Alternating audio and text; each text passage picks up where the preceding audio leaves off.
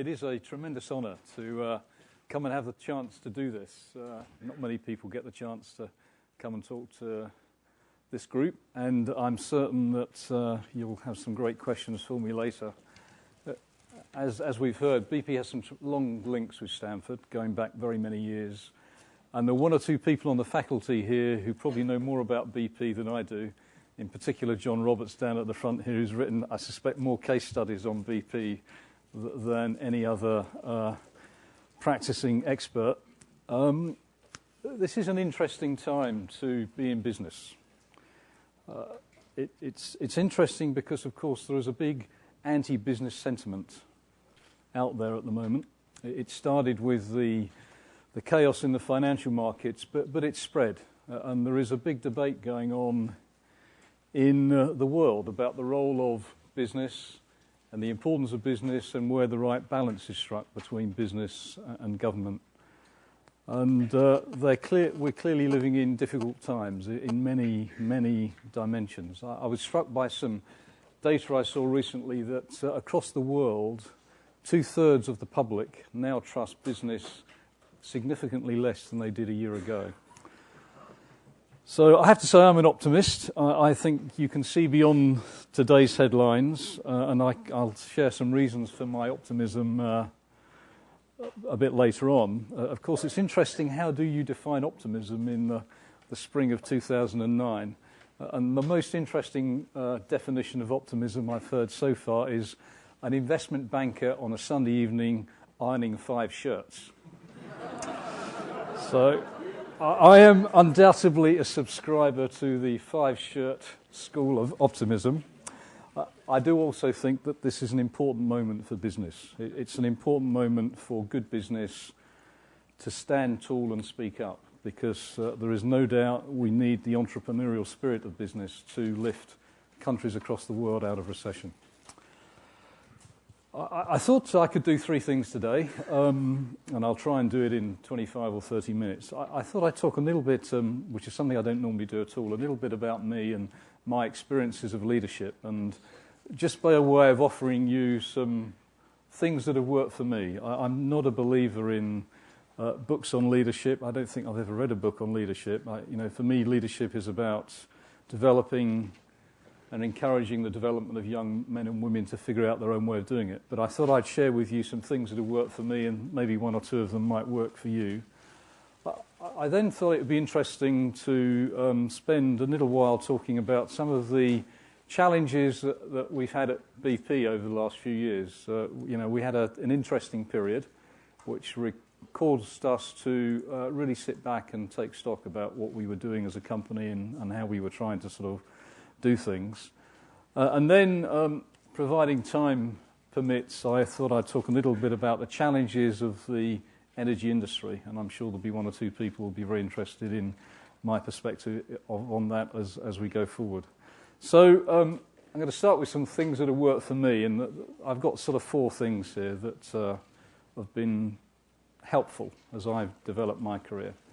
The first thing is the notion of following your heart. I don't believe that you can be successful in life unless you're absolutely passionate about it. And I once heard someone say that if you live each day as your last, someday you'll be right. Seems true. I sort of translate that into, if today was my last day, am I doing what I want to be doing? And if the answer to that is no too often, then you should change what you're doing. So my sort of first lesson in life is about, be passionate about what it is you're doing. And for me, the passion was geology. You heard that I joined BP as a geologist. I'm not quite sure how I got into geology originally. I can't remember, but I became passionate about it. And I joined BP, and for 8 or 9 years, I had a fantastic time. I was doing geology in the Arctic Circle of Alaska and Canada. I was doing field work in the jungles of South America, the highlands of Papua New Guinea, the deserts of North Africa, Central Asia and China. And, it was wonderful. And I was it was all I ever wanted to be. So, passion about what you do. I think alongside that goes, you have to work hard at whatever it is. I saw some research recently that said you can only become really good at something if you've invested at least 10,000 hours of effort. If you actually do the maths, that's quite a lot of effort. So be passionate about what it is you want to do and invest the time to do it really well. My second sort of lesson is be persistent. And, nothing comes easy, and we all have these little stories, but my sort of lesson of persistency was when I finished my undergraduate degree at Aston, I applied to BP, and they rejected me. So I thought, well, interesting. I'll see if I can figure out another way in here. So I went off and did a PhD. And the second time round, I got offers from lots of oil and gas companies, and I sort of turned the negotiation around. They were negotiating to attract me rather than me trying to negotiate to attract them. So be persistent. The third little lesson is about taking risks. And by this, I don't mean bet the bank. Don't take out massively unhedged positions against some CDO. But I do mean take some risks in what it is you're doing. And again, a little personal story. So I'd been a geologist for 8 or 9 years, all I really wanted to do, and I was asked if I'd like to become the executive assistant to the then chief executive. This was back in 1991. And this was a new role at BP. No one had a clue what an executive assistant was. And I said to my then line manager, what do you think about this? And he said, I wouldn't do that. Far too risky. What do you want to do that for? Glorified personal assistant carrying papers around. Stick with it. 4 or 5 years, you can get my job, and then who knows? You may ever be the chief geologist. It's a position we don't have anymore. So I sort of thought about it, and I thought, well, nothing ventured, nothing gained. And I accepted the role, and it opened my eyes to the world of business. At that time, I knew nothing about business. I certainly didn't know my way around a balance sheet. I didn't know some of the very basics of cash flow. What I knew about business at that point, you could put on a very small postage stamp. So take risks. And a few years ago, someone gave me a little plaque that I have on my desk, which says, if you knew you could not fail, what would you try? And that seems to me to be a great way to think about the idea of taking some risk in your personal development, be it career or otherwise. So that's the third thing. And the fourth little principle that's worked well for me is, and I think this is really important as you go up an organisation, doesn't matter what sort of organisation it is, it's the idea that you remain connected, you stay down to earth. And I've had a number of experiences that have really brought that home to me. The one that was probably the most profound was in Venezuela in the mid-90s. I was a relatively young manager running at BP's operations in Venezuela, and we had a young man was killed in the course of conducting one of our operations, and I went to the funeral, and at the end of the funeral, his mother came up to me and beat me on my chest and said, "Why did you let it happen to him? Why did you let it happen?" And that was a real wake-up to me that, if you lead an organisation, you have a duty of care for everyone in it. It's a fact. And the bigger the organisation, the more people you're taking care of. And it influenced enormously my view about safety in our operations. BP has many operations, and some of them are very dangerous. But it also made me realise, how important it is to recognise that you have a duty of care for people. And in that same spirit, someone who I have a lot of respect for, taught me a lot about operational safety, said that you need to recognise as a leader, when you visit somewhere in your organisation, it is a reflection of you. What you see is what you do. So, stay down to earth and connected. And the sort of final piece in that is, again, experiences in Latin America. I spent almost 7 years in Colombia and Venezuela. And when I went down to Colombia, I was this sort of bright young thing, thought I knew everything, and had could articulate with great clarity intellectually what it was people needed to do. And it took me a couple of years to realise that connecting with people with this is only half of it. You have to connect with this, connecting with your heart. And I learnt a lot in Venezuela in terms of connecting people and grabbing their heart and getting. If you want people to follow you, you need to connect them with their hearts as well as their heads. One of the things that I think all of us in big corporations need to remember, that for many of us through our careers, we sort of turned up at the front door, and I know I did this. I sort of left half a Tony Hayward at the front door, and I walked in, put my corporate suit on, and was sort of, Mr. Corporate BP. And it was only after my experience in Latin America that I actually realised one of the most powerful things you can do is bring all of yourself into the office. So rather than leave half of me at the front door, take all of myself in and let people see the real you, the good and the bad. So, 4 little things that have been helpful to me in my career to date. Follow your heart, be passionate about what you do, be persistent, life isn't always easy, be prepared to take some personal risk, and stay down to earth and connected. And I think that the last point is particularly true as you assume larger and larger leadership roles. So that's some thoughts on, what's worked. Let me turn now to say a few things about the last few years at BP, which have been an interesting few years for those of us, everyone in BP actually, not just those at the top, but everyone in BP. And to sort of put it in context, I just have to say a few things about the history of BP.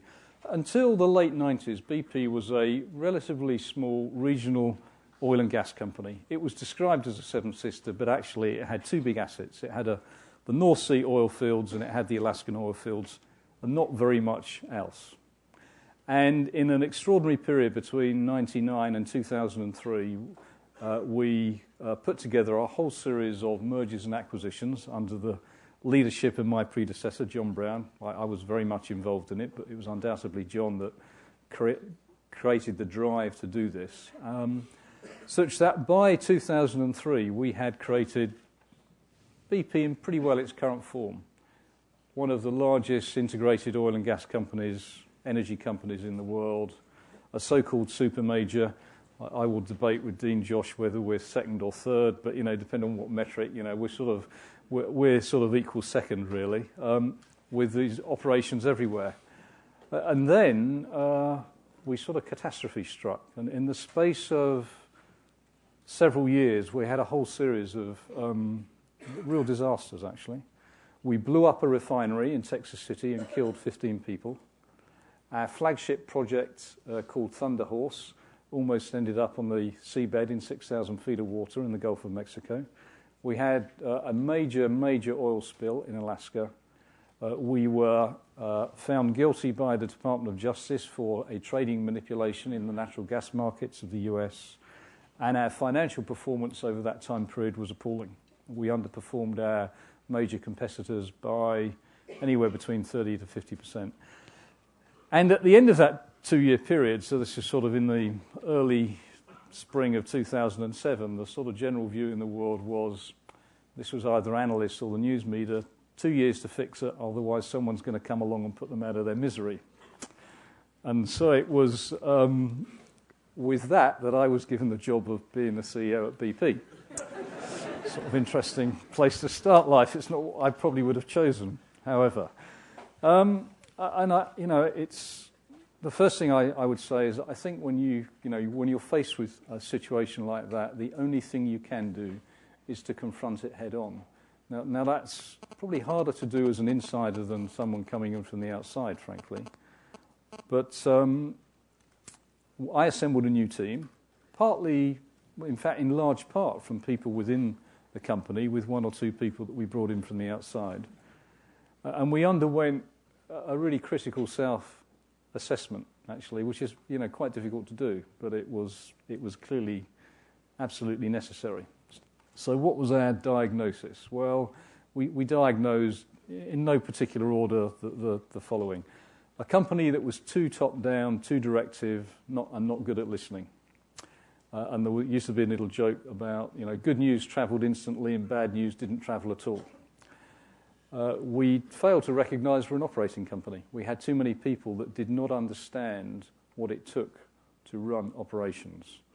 We had too many shallow generalists, people who knew a lot about not very much, but not a lot about specific areas. We had too many people that were working to save the world. We'd sort of lost track of the fact that our primary purpose in life is to create value for our shareholders. How you do that, you need to take care of the world, but our primary purpose in life was not to save the world. We had created an extraordinary amount of complexity. As we put these companies together, we created this very complex matrix organisation. And one of the only pieces of external input we got at the time was I asked a consultant to come and hold up a mirror to BP. I just said, I don't want any answers about what we should do, but I would like an outside-in perspective of what you see. And they came back after a couple of months and said, we've got some interesting news, we think. And I said, oh, really? What's that? We think you've set a new benchmark. In fact, we know you've set a new benchmark. And I said, really? Yes. They said, you are the most complex company we've ever come across. And they had mapped 10,000 organisational interfaces in the BP of 2007. And for a company that has 100,000 employees, that's pretty impressive. So a lot of complexity, and we were bedevilled, which happens to many corporations from time to time. Too much analysis, not enough decision making. I just need to give my mobile phone to someone. Thanks, John. So fairly critical self-evaluation, and we sort of then sat down as a team, not with any external help, to figure out what we're going to do about it. And we did a few simple things. We created something which we referred to as the Forward Agenda, which was a focus on safe, reliable operations, people, having the right people with the right skills in the right place. And if you take the top 650 people of BP at that time, we reduced that number by 25%, and we changed out 50% of them. Big change. And the third piece of the Forward Agenda was about performance, which was about restoring revenues that were missing and reducing complexity. And we did some fairly conventional things that to reduce complexity in terms of organisation, which is nothing very magical, but necessary. I think the second thing, so Forward Agenda. The second thing that we did was we'd lost track of the competition. And we reinstated very rigorous competitive benchmarking across the company.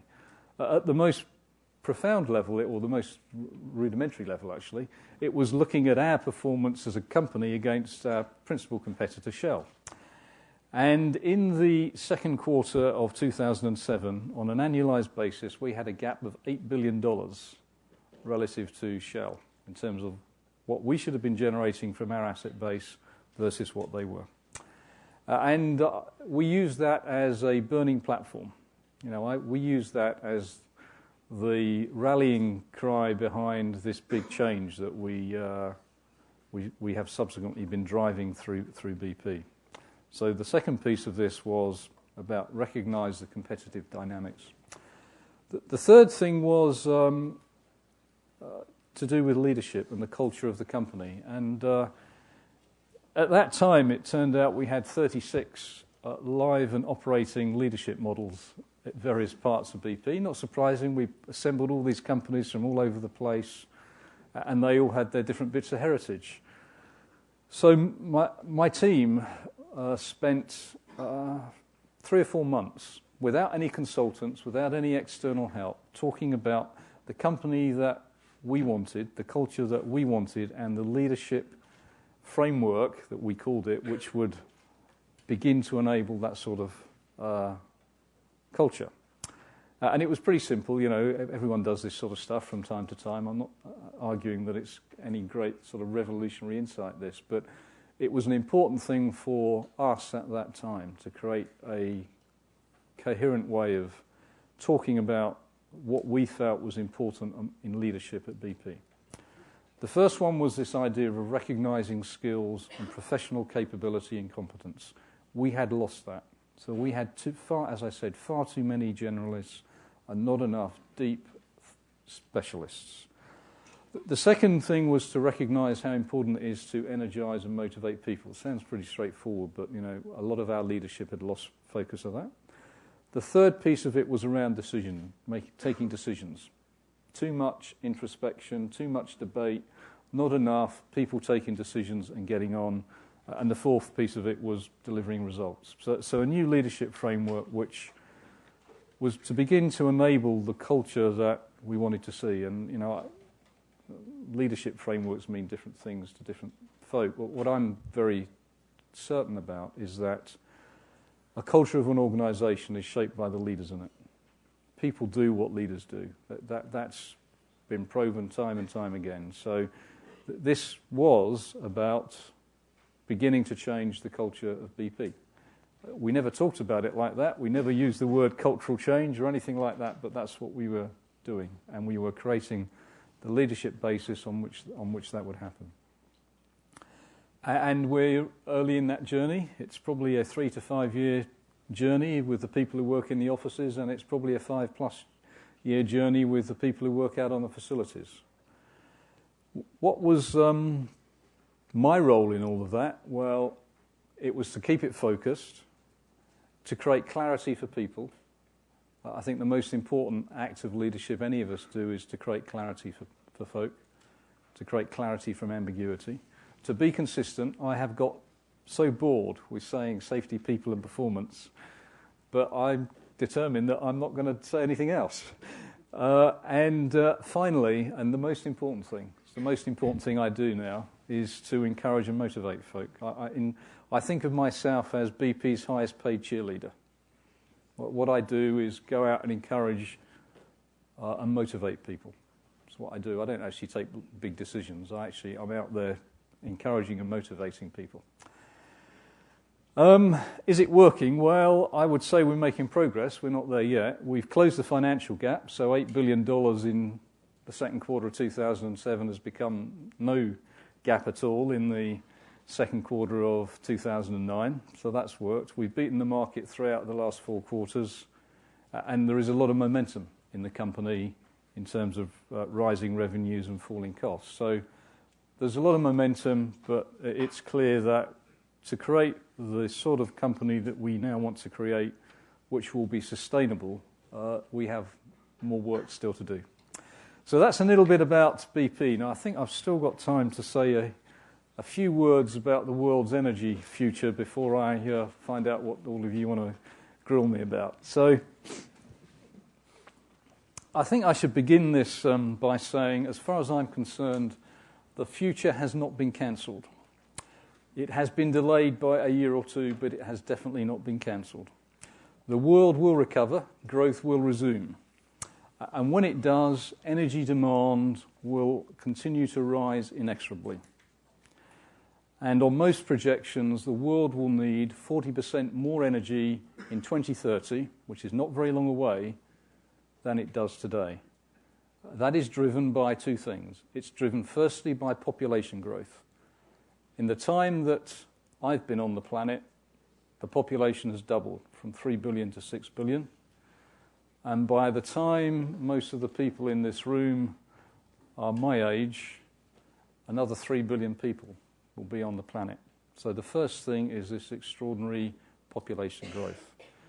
The second one is the industrialization that is taking place in the developing world at a scale that the world has never before seen.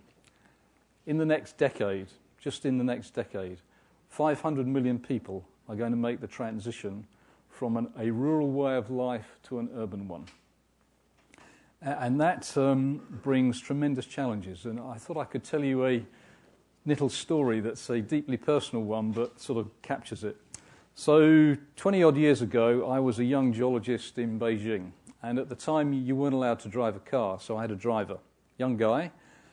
He just got married, had his first child. He was living with his parents in a 2-room futon and their energy consumption was 2 kerosene lamps and a small coal brazier for 4 people, 4 adults and a child. Last summer, I took my family out to the Olympics. It's the first time my wife had been back for 20 years, and obviously the first time the kids had been there, because we didn't have kids when we were there before. And the same man is working as a driver for BP, so that's an important piece of this story. Same job, same person. After a couple of weeks, coming to the end of the trip, he said, "Come and see my new apartment." So we duly went round to see his new apartment. We get out the car, a 25-storey tower block. Their apartment's on the 18th floor. There's underground car parking for his Chinese-built automobile. We got out at the 18th floor, and there is an electric scooter. His wife's electric scooter is in the hallway. We go into the apartment. It's a 3-bedroom apartment, underfloor heating, air conditioning and humidifying for the summer. One of these enormous American-style, I call them fridge-freezer things, that we don't get in the UK, but you guys have all got. These enormous, great things you can walk in. On the wall of the kitchen, there's a small flat-screen TV. On the wall of the lounge, there's an enormous flat-screen TV, and on each one of the 3 bedrooms, there's a flat-screen TV. So he's got more flat-screen TVs than I have, and that's true. And that was it. And I sort of looked at this, and I went back 20 years to what had happened, and it's an extraordinary story. It's an extraordinary story, of course, of what China has achieved. China has done that to 350 million people. Now, that's great. Of course, the problem is there are another 800 million to go. And if you think about his energy consumption, or his family's energy consumption over that time period, a coal brazier and 2 kerosene lamps, to aircon, AC, humidifying, flat-screen TVs. I'm certain there are half a dozen laptops. I didn't see them, but I'm certain they were there. So the world is going to continue to demand ever-increasing amounts of energy, and the energy industry has a hell of a task to provide it. Most estimates suggest that we're going to have to invest $26 trillion between now and 2030 to provide the energy that the world needs. You do the maths, that's more than $1 trillion a year. And it's interesting to put that in the context of the commitment by the new president in the US to invest $150 billion in alternative energy over 10 years. It just puts it in context. The good news is that we do have the natural, human and financial resources to provide the world with enough energy and do it in a sustainable way. The challenges today are not below ground, they're above ground. They're not geological, they're human. And it's creating alignment around what the right approach is that is the big challenge. It's fair to say that not everyone is agreed on how to, on the one hand, create the energy the world needs, on the other hand, do it in a sustainable way. But as I've said, I am a 5 shirts on a Sunday night optimist, and I think increasingly the principal stakeholders are coming to a consensus. And a consensus probably looks something like this. It recognises that for this to happen, you need a stable and transparent business environment, because it is business that's going to make this investment. It's not government, it's business. The second is that free and open energy markets are the best way of getting the resources allocated in the right way. The third is that we need to be honest about the future of hydrocarbons. We can't deny that the future is only about alternative energy. We can't pretend that it is only about alternative energy. Hydrocarbons represent 80% of the world's energy today, and by everyone's projections, by 2050 they will still be the majority. And just another little point of data today, to create the same unit of energy, you invest $1 in oil and gas, and you need to invest $5 in alternative energy, averaged across the portfolio. That's the energy efficiency equation that we have today. So, the final point I would say is that the world is coming together around the need for an economy-wide carbon price to promote energy efficiency and to support alternative energy developments. For a long time, BP has argued that the right way to do this is through a cap-and-trade mechanism. My expectation is that the US will implement a cap-and-trade mechanism probably in the course of next year, if not then by 2011. That will be a defining moment for the world, because there's no doubt that once the US crosses the Rubicon, others will follow. And I was with a couple of the Chinese vice premiers on Sunday evening, actually, in London, and we were talking about it, and it's very clear. When the US moves, China will follow. They haven't quite figured out what they're going to do, but they are definitely will be evolving their position. So just to conclude, as you've heard me say, I am an optimist. I believe absolutely in the power of technology and innovation, and it is through those two things and human ingenuity and cooperation that we have cracked the world's problems in the past, and that's what I expect will happen this time. It is undoubtedly one of the world's biggest challenges, probably the biggest challenge today, and will be for the next 20 or 30 years. How do you, on the one hand, provide energy that is safe and affordable for continued economic development, and on the other hand, do it in a sustainable way that preserves the environment for future generations? And I have to say, it's that challenge that gets me up in the morning. That's a good place to stop. Let me see what you'd like to talk about.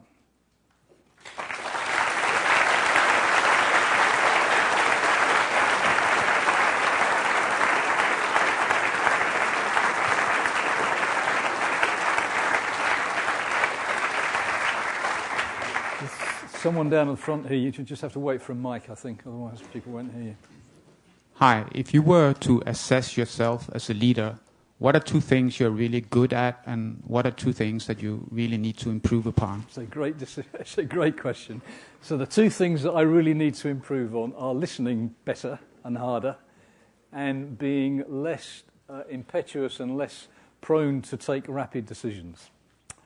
I think things that I'm good at, I am good at creating clarity for people, and I'm good at engaging with people. You know, as I walk around the refineries, I can engage with the folk who are running the refineries. But my weaknesses are undoubtedly a need to listen more, and which is interesting given what I said about BP, right? And you know, be less prone to take decisions. Sometimes it's not a good idea to take a quick decision. Sometimes it is, but sometimes it isn't. Yeah. So last quarter we had the CEO of ExxonMobil here, and he was calling... My friend Rex. Yes, exactly. And we've known each other a long time. He made a very, well, to me was at least was a surprising call for a carbon tax. He viewed that as preferable to cap and trade or other carbon credit transfer schemes because it would be more transparent and simpler.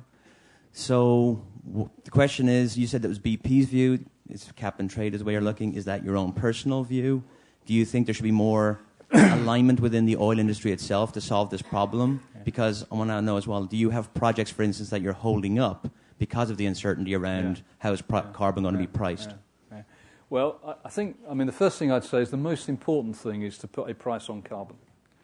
Because until that is done, there is no certainty about the benefits or otherwise of alternative energy and the costs through the carbons they emit of existing sources of energy. I think my personal view, and actually the view, and indeed the view of BP, is that cap and trade is best because what we're looking for is environmental certainty. We're not looking for an extra source of revenue. Now, the current administration clearly sees this as an opportunity to raise additional revenue, but this is about providing environmental certainty. And if you put a carbon tax on, it gives you no environmental certainty. It tells you nothing about what's going to happen to emissions. It tells you energy is going to be more expensive, but it will tell you nothing about, there's no reason to believe with the carbon tax that people will use less energy. Whereas if you have an absolute cap on emissions and the cap comes down over time, then you know you have a mechanism that's solving the problem of the moment. which is how do we get emissions down. So that is the rationale for believing that a cap-and-trade mechanism is the best way of doing it. I think a secondary argument, maybe less important, is if you use a carbon tax, it means that a government somewhere has got to decide what is the best way to allocate resources.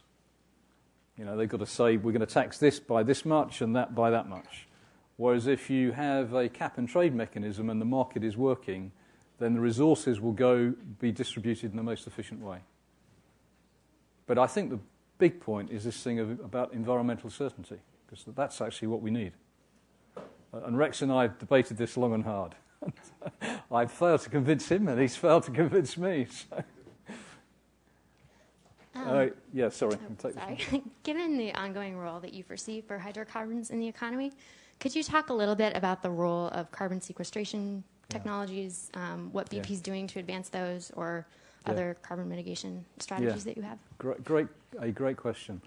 I think without sounding arrogant, I can reasonably say that BP has probably got the two leading commercial scale carbon capture and sequestration projects in the world today. One of them is in Abu Dhabi, and the second one is here in California, at Bakersfield, where we are looking, in the case of Bakersfield, to take petroleum coke, to burn it, to separate the gas into hydrogen to run through some big turbines, and to sequester the CO2 in some old oil fields. And the CO2 will actually help increase the recovery from the old oil field. The technology is all proven in the component parts. So we know how to build a turbine to run hydrogen. We know how to build a gasifier to separate the gas and create CO2 and the hydrogen stream. And the oil industry has been using CO2 to increase recovery for 30 or 40 years. So all of the pieces are known. No one has put it together at scale. And the big challenge is the cost. So it just so happens that I spent an hour this morning reviewing this project before I came down here. So it's all fresh. But the fact is that the fully built up cost of what would be a 400 megawatt power plant is $3 billion.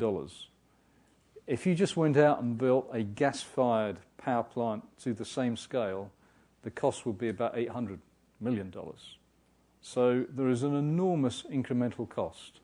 And if you do the maths, then the cost of CO2 sequestered is around $125, $130 a tonne. So the problem today is the technology exists, but it's very expensive. And the world has to decide whether it's prepared to pay the cost. What does that translate into in cents per kilowatt hour? Californians today pay 12 cents a kilowatt hour for their electricity.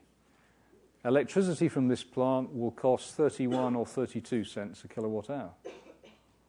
So it's a sort of choice, right? So it would be nice to say carbon capture and sequestration is going to come along and save the world in the next 3 or 4 years. It isn't. It may be very important in 20 or so years' time, but it's not going to be important at scale in the next 10 years. There's one at the back. You painted one scenario of your view of what the most likely energy future will look like, including a relatively rapid recovery in energy demand and a sustained role for fossil fuels through 2050. But on the other hand, the head of research from the IMF spoke about the potential for a sustained recession scenario where we don't see energy demand recovering to previous levels until around 2014. We also know that there are many clean tech startups in the Bay Area and elsewhere that are looking to develop breakthroughs that could significantly change the trajectory for alternatives vis-a-vis fossil fuels over the next few decades. So my question is, what are the big uncertainties out there that you think could potentially fundamentally change your business model and the scenario for energy more generally that you presented, and how do you think about mitigating those or turning them into opportunities? Yeah. Well, I suppose the way of the most sensible way of mitigation is to be participating in that world, and of course we are. We have arguably the biggest alternative energy business. We're in biofuels, we're in wind, particularly in the US. We're in biofuels in Brazil, in Europe, and in the US. We're in carbon capture and sequestration, and we're in solar. So we're very cognizant of what is happening. Back to the beginning of your question, I hope very much that we don't have a recession / depression for the next 4 or 5 years. That will be a very bad outcome for the world. What I would say is, irrespective, at some point we will start growing again, and the world's demand for energy is on the trend that I talked about. And I think, to put it in perspective, you have to recognize that at the moment the Chinese are putting on the ground one 500 megawatt coal-fired power plant a week. So believing that we will see a dramatic breakthrough in the next 10 years in terms of the sources of our energy, I think is probably unlikely. It really is. It's not ever been the history of the energy space. The transition from wood to coal took place over 30 or 40 years. The transition from coal to oil took place over 30 or 40 years. The transition from oil to gas took place over 30 or 40 years. We could be wrong, but it's not what I think is very likely. The big opportunity, and it is a big opportunity, for the next decade is one of energy efficiency. It's not where the energy comes from. It's how do we use it? How do we use it much more efficiently than we do today? And that, that is about all of the things that people are talking about. It's about buildings, about cafe standards for cars, it's everything. The amount of energy per capita used in this society is extraordinary relative to any other society on the planet. The amount of energy per capita used in Europe is similar. There are so many things that can be done, and that is the big opportunity in the very near term. And it's good to see that today that agenda has a lot of serious political support behind it, I guess is what I'd say. I think if you look at it's a hell of a long answer. I'm going to stop soon. But if you look at sort of a practical way of through this, let's take ground transportation. The first thing to do is do fuel efficiency from today's internal combustion engine. We could double or more the efficiency of the internal combustion engine. We could have cars that do comfortably 70 miles to the gallon, easily, and they'd be perfectly good cars. The next thing in that space is to introduce biofuels. There's no doubt that in the matter of gasoline sales from oil, the peak in history was in 2007. There will never be more gasoline sold in this country, not any in the world, but in this country. There will never be more gasoline sold in this country produced from oil than there was in 2007. Efficiency is going to drive overall demand down, and within that there will be an increasing wedge of biofuels. So the next thing on ground transportation is biofuels. Beyond that, it's the world of hybrids, and beyond that, it's the world of electric and batteries. That's a very sensible way of thinking about ground transportation. In the matter of power, it's about how do we diversify the portfolio. How do we bring in more nuclear? How do we drive wind to perhaps 20%? And how do we take advantage in this country of the tremendous domestic gas resource? So that you can paint a very credible way of dealing with this challenge without invoking or requiring a major technology breakthrough. But it does require some joined-up thinking and aligned political will and leadership, which I would say has hitherto been missing, but I'm optimistic is emerging quite quickly at the moment, actually. Thank you. Changing tack slightly from energy, you faced an incredible backlash at home from shareholders and your board as well about your remuneration. So I wonder if you could talk a bit about how that's affected you personally and how you've reconciled what you earn with what those shareholders think. Yeah, I think this is an interesting moment in interesting sign of the times, because I'm pretty modestly paid by some people.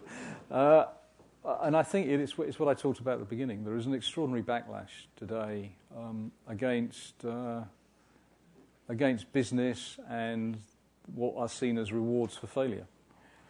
So, and there's not a simple answer to this. What started in the financial community has spread to business more broadly, and I think it will be with us for some time. I mean, I'll be honest with you, I haven't thought a lot about it in a personal sense, but I think in a business sense, and dealing with the societal backlash against business is something that should concern everyone in business profoundly at the moment, because if it gets too strong, then we will undoubtedly have policies enacted by politicians because they respond to people who vote, and if people who vote are saying that we need to punish business, then business will be punished. And of course it was exactly that sort of policy in the early 30s that created a prolonged recession or depression. So I think it's something that is of great concern. I also believe that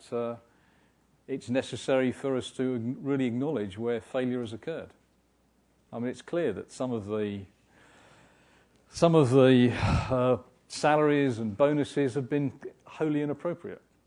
I would say, I think, largely in the financial sector personally, but I probably would say that, wouldn't I? I'm not a banker. It is.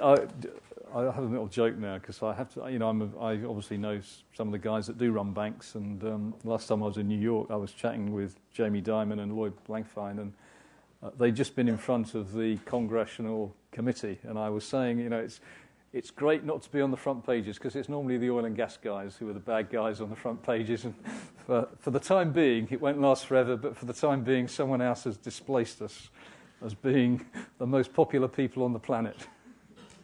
But it's a great question for which I don't have a good answer. In the middle? Good afternoon, Mr. Hayward. Back to the topic of alternative energy. BP's got a growing alternative energy portfolio, and it's probably going to play an even greater part in BP's future. So given that, how does the company balance its decision-making, with respect to capital allocation and company resources between its growing alternative energy business and its core expertise in fossil fuels, especially when it comes down to the impact on the bottom line and conflicts in profitability when proceeding with projects? Yeah, that's a good question.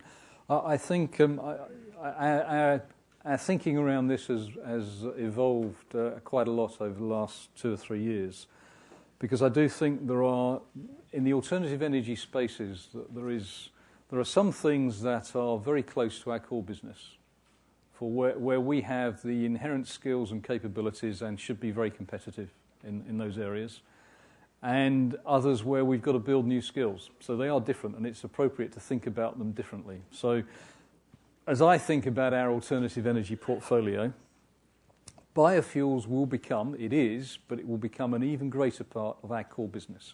We are the biggest blender of biofuels today in the US and Europe because we're required to by law.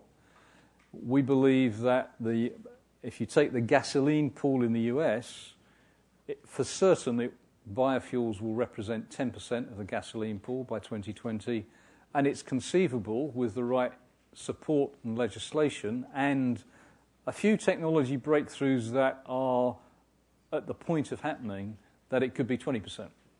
So in biofuels, it's sort of, we're actually talking about, should we invest into biofuels or should we make an incremental investment into a refinery? It's actually quite a straightforward discussion to take place because you're trying to create the same end product. In the case of carbon capture and storage, I've talked about that. I mean, it clearly is that is a business, if it ever takes off, which today it's not clear that it will, has very strong links to our core E&P business. It's about reservoir management and how you put CO2 in the ground and manage it. That's where most of the value will probably reside. Today in that area, what we're trying to do is demonstrate that you can do it commercially. I mean, it's not actually commercial because it requires a lot of support. In the matter of wind, we've taken a decision to only do wind in the US, and I think wind is something that is for BP is a marginal capital allocation process. We've got a big wind portfolio in the US, and we'll build it out as the sort of funds are available, so it doesn't compete directly with our other businesses. The one that's the biggest challenge for us is this business of solar, and how do we participate in that? And the answer is we haven't figured out what the right way to do it is. It's completely different from our existing business. It is a long-term bet on the future, and it's not right to compare an investment in it today with an investment in E&P. So we sort of try and hold it separately and preserve some element of investment into it. And that, I would say we haven't actually created the right yet way of thinking about that business, or the right way for BP to sort of hold it. We have time for one more question. Hi, just a quick question on the operational side of things. So when you said there was an oil spill in Alaska and the facilities blew up, the Gulf of Mexico failure, how did you deal with that when you became the CEO? So how did you deal with all the negative press? Financials were one thing, but there you had to react immediately. You couldn't get a study in place for 3 months and then respond. So one was that. The second thing is more on the alternate side, which is like Chevron has Chevron Energy Solutions, which is working on efficiency. Does BP have something on efficiency side? Like you mentioned, it's one of the most important things over the next decade. Yeah. On the efficiency thing we drive it through our existing businesses. So all of our existing businesses are targeted to continuously improve their efficiency. What we're not doing is providing a third-party service to others to improve efficiency, because we just don't think that's what our core skill is, because it's about interfacing with potentially tens of thousands of people. It's not what we do, but within each one of our big principal business lines, they have very clear efficiency targets in terms of energy efficiency. In terms of your first question, which is a very good question, I think the first thing you have to do is be absolutely transparent and open about what has gone on, and recognise it, and not sort of be in denial. So the first thing is acknowledgement, open and transparent acknowledgement of the issues. And then the second thing, of course, is to have a clear plan designed to go and remedy them. And I talked a little bit about some of the things that we've done. I didn't have time to talk in detail about everything, but one of the things in an operational sense that we've introduced is a common operating management system. One of the issues that those events uncovered was that BP operated to different standards all over the world. Not surprising, it had come from many different companies, but we had not put in place a common way of operating. So if you went to a refinery in Texas, it could have been, no indication it was from BP. Went to an offshore facility which was part of Amoco heritage, no indication it was sort of BP. So what we've done is put in place an operating management system which is designed to ensure that every one of BP's operating facilities across the world looks and feels the same. So you walk onto it, it's a BP site. The operating standards are BP's operating standards. They're at a consistently high level. So, there's a lot of things beneath that, but that's one of the big things that won't happen overnight, but we're sort of a couple of years into it now. By the end of this year, we'll have probably 75-80% of our operations running on that system. And aligned with that, we have built the ability to deliver a lot of capability to our operational staff. It turned out we hadn't been investing enough into our people. Didn't have enough skills and capabilities in our operations. So we put in place a big program. I won't tell you where it is because one or two people on the front row won't be they're well aware of it, of course, but it's at one of the competing universities. But it is designed to create real operating capability in the company in a way that we didn't have. And it's part of this, really recognising that BP makes its money by someone, somewhere, every day, putting on boots, coveralls, a hard hat and glasses, and going out and turning valves. That's how we make our money. And we'd sort of lost track of that. Maybe a good place on which to finish.